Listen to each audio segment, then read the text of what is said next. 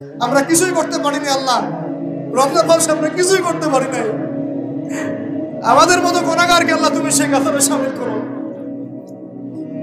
পুরো রমজানে আমরা আমাদের গাজার ভাইদের জন্য কিছুই করতে পারি নাই, একটা টাকা সাদাকা পাঠাতে পারি নাই, ওদেরকে এক বেলার খাবার দিতে পারি নাই। রমজানে আমরা কোরআনের হক আদায় করতে পারি নাই, খাস করে তওবা করতে পারি নাই, তাহাজ্জুদ ভালো করে পড়তে পারি নাই, তারাবি ঠিক মতো করতে পারি নাই। রোজা রেখেছি কতটা রোজা রাখার মতো, আল্লাহ যেভাবে তোমার নবী সাহাবীরা আমল করেছিলেন এরকম আমল আমরা করতে পারি নাই।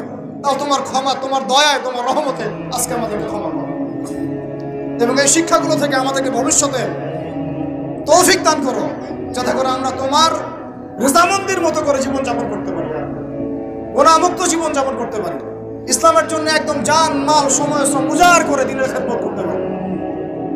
দিন ইসলামকে আল্লাহ পাকের জমিনে আমরা দুর্বল থাকতে দিব না।